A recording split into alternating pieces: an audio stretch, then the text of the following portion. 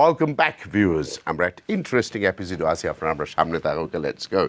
So, Masala Bazaar was, when did you go with selling by? What age was you? Oh God, I can't remember what age I was. It was in 2004. So. Well, that's when I opened Channel S. Yeah. So 2004. So we met around 2003. So I was working as a business advisor for a big firm which helped to set up people in business. So Dilarbai introduced me to him and said, "Oh, we've got an idea." I said, "What's your idea?" "We want to open a cash and carry for our people, but we want to make something different." I said, "Okay, fine." They told me about it. The name was Masala. It was going to be Masala Cash and Carry. I said, "That sounds like a restaurant, because I've worked in restaurants all my life." So I came up with the name Bazaar. So we came up with Masala Bazaar. My ex-brother-in-law gave me the idea of the word bazaar. So then I coined it together. Now what do you do? What businesses?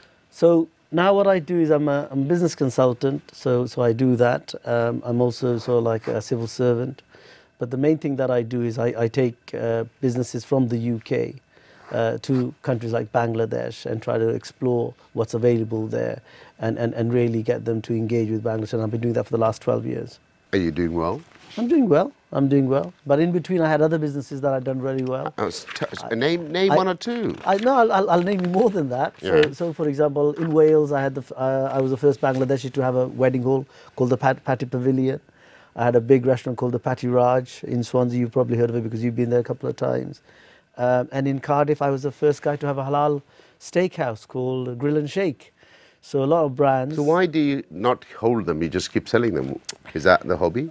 Do you know what? I'm a business creator, you see. You I've helped to start around about 200 businesses and supported around about 1,500 businesses, throughout So you the lose UK. interest as soon as you open a business? Not lose interest. My passion is starting things up, okay? It's helping people to start things up. My passion isn't sitting down running. Tell me more about, you worked in a law firm. Let's just find out more about it in 1996. Yes. What was it? So I worked for So you studied law? I studied law, yeah. I studied law. I studied law 2 years, but then I had to have a big gap because my family needed some money and I had to work. And then I redone a degree, but I couldn't get a qualifying law degree because of the fact that it was over 5 years. So Graham Evans and Partners is a very well-known criminal firm that I worked there as a legal clerk. So I had two jobs. One was the accounts department, handling thousands and thousands of pounds, and the other one was trying to support my local community in immigration work, and also being a interpreter for them as well. So when someone goes into jail, do you know Bangla maps? Do you know Hindi maps or Urdu? Yes, go and help us interpret. So that was very interesting. So I'd done that for about 2 years before I then got married and came to London and worked here for a couple of years, then gone back to Wales again. So what life lesson after all this experience? You are now hitting 50. Yes. What lesson have you learned? You know what they say in Forrest Gump? Life is like a box of chocolates. Well, life is like a mitai box. But after taking your interview, I would put it that life is an opportunity. Life has no meaning. You just take an advantage of every opportunity you got. Yeah, yes, you do. But what you've got to do is you've got to be the one to go with life, challenge life, yeah? If you think you're going to get everything just sitting down here, you're not going to get nothing. You're the one that has to go out there and get it. Losing your father, did it create any impact in your life? Huge impact in my life. Because in the last 24 years, I've got really close to my dad. He was my rock, Although my mother here, she was very important to me. And again, she played a big part in my life. But he was my rock, my hero, my role model. Have you got a memory with your dad that he smiled or anything? Yeah. He grab you, cry, kiss, anything? My father doesn't cry. I'm talking about biological father. No, that's what I'm talking about as well. My father, my biological father, he doesn't cry. He's a man's man. He's a proper man's man. He never cries. He only cried once in front of me and hugged me is when my brother passed away. So when these changes came to your life, did you go to Umrah? Did you go to Hajj? You seems to have a lot of roller coaster business styles and this, that and everything else. Then when did that change came into your life? The change in my life, That changed me in different ways. Came in 2019 April. 19, just before Corona. Just before Corona. Age of 45. Yeah, just before Corona. So Corona came, or before Corona came, my father phoned me up saying, "Son, I want to go to Umrah," and Dad's done Hajj. That's biological father. Yeah, my biological father, because my other father, my Londoni father, I wasn't that close with him. Oh, okay. Okay. My mum, we were very close with. So he phones me up and says, "I want to go to Umrah." I said, "Fantastic, your brother's going, fantastic." And that was it. And then my brother phoned me up and said, "Bhai Sahab, why don't you go to Umrah?" I said, "Listen, I'm not ready for Umrah. I've got alcohol business, I've got 3 restaurants, I've got a wedding hall, I do nightclub events, fight events, this, that, and the other." I said, I'm not the Umrah type, because I'm not ready. But suddenly, just a week before, something happened to me. I got up and I said, "I think I should go." I phoned my younger brother up who was here. So 2 of my brothers, I got them first, and then I got another 2 of them to come to the UK. I phoned him, I said, "Listen, I want to go to Umrah, you want to come with me?" He said, "Yes." So within basically a week, we got everything ready for Umrah, went down there. And I don't know if those people who go with parents, the Umrah journey becomes something special, it becomes something spiritual. Yeah, it becomes something different. Doing tawaf with your dad, or doing tawaf with your mom or your family. And that changed me. So when I came back, I said, "No, I'm going to be praying more. I'm going to be doing things a bit different." Before Corona hit, all of my business, my alcohol business, we've got rid of them. We sold them, we gave them away to other partners, and that was it. And then I started to have a different path, which I thought was much better for me.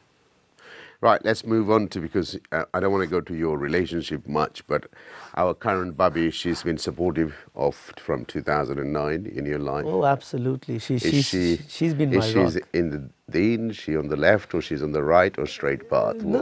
Listen, at the end of the day, everyone has their journey. She has her own. As I said, she's from Molly Bazar, by the way, your neck of the woods. And Molly Bazar people are lovely. And yeah, she's been my rock. I mean, anything that I have done, she supported me. So do we say from 2009 you started seeing money? Before that you didn't see much money? No. Our Maulvi Bazari sister bring the money to you? No. She was good, your Maulvi Bazari sister, but I had money before then. As I said, I had some successes. But I had a change in my life when she came, definitely, without a doubt. It's you know what they say, behind every successful man there's a woman. I'll say she's not behind me, she's actually with me. So what made you to join RFC in 2020? First time I ever got into charity was actually because of Channel S. Channel S done a program with Habib Bhai's Ikra. Yeah. Okay, there was a program done. And they done it in Swansea. Do you know Habib Bhai is no longer with us? I know. May Allah grant him Jannah. He was a fantastic gentleman. So they done the first program in my wedding hall in Swansea. So that was the first time that I done a charitable thing. And with your question why I joined RFC, I actually joined because of what the amazing work that you guys done, and also Farhan Bhai, who is one of your key man here, because of him and the work that you guys do, which is, I think, was very unique at that time. What was that gift you received, a memorable gift you received from Muhammad Ali from Birmingham? One of my friend, a very, very well-off gentleman, gave me my memorable gift. He gave me a really nice picture from a charity event of Muhammad Ali, the boxer, and Pele hugging together, signed picture. So we went to this big charity event, and there was me, my friend, with a bunch of loads of millionaires that we all know, in a big charity event, and he put them all to shame. He actually bought half of the stuff, and one of the prize stuff that he bought for me, which I didn't know, which was something really I cherish, and it's in my loft. I don't get it out because it's a picture. Do you spend a lot of time with your children? Oh yes, I do. And do your other half work or not?